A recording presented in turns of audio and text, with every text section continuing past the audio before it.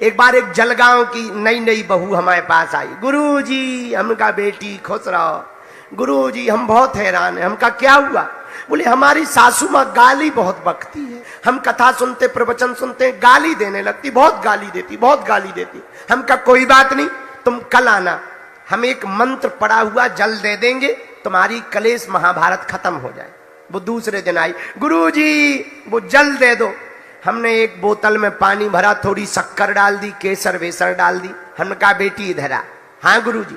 हमका कथा सुन के जैसे ही घर जाना तो लड़ाई तुरंत होती है। गुरुजी तुरंत जैसे ही घर में जाओ, आ गई पुजारन, आ गई भक्तनी, मीराबाई बनी डोल रही है। सासू माँ ऐसे गाली बकने लगती। हमका चिंता मत करो।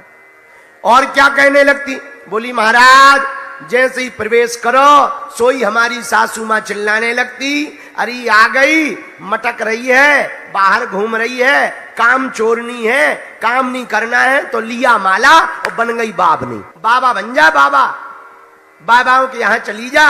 ऐसे उल्टे सीधी बातें बोलती हैं। हमने कहा तुम क्या कहती हो? बोले गुरुजी फिर हमसे भी नहीं रहा जाता, तो हम भी दो चार बातें तो बोले ही देते हैं। हम का बेटा इधर आ। जैसे ही घर में घुसना, ये जल है, इसमें मंत्र हमने मार दिए। ये पानी का जल साधारण नहीं है, बहुत पावरफुल है। जैसे ही घर में घुसना, 4 ढक्कन मुंह में रख लेना। शर्त ये है जब तक सासू माँ गाली बके तब तक ना तो इसे पीना है ना बाहर उगलना है, मुंह में ही रखे रहना। महाराज जो आज्ञा। अब वो जैसे ही घर गई, उसने 4 ढक्कन, जैसे ही सासू माँ ने उल्टा सीधा बोलना शुरू किया तो ये भी बोलने ही वाली थी, तब तक इसे जल याद आ गया। इसने 4 ढक्कन मुंह में डाल लिया, मुंह बना के बैठ गई। अब गाली तो बकना चाह रही, पर गुरुजी ने कहा था पीना है नहीं है, बाहर उगलना नहीं है।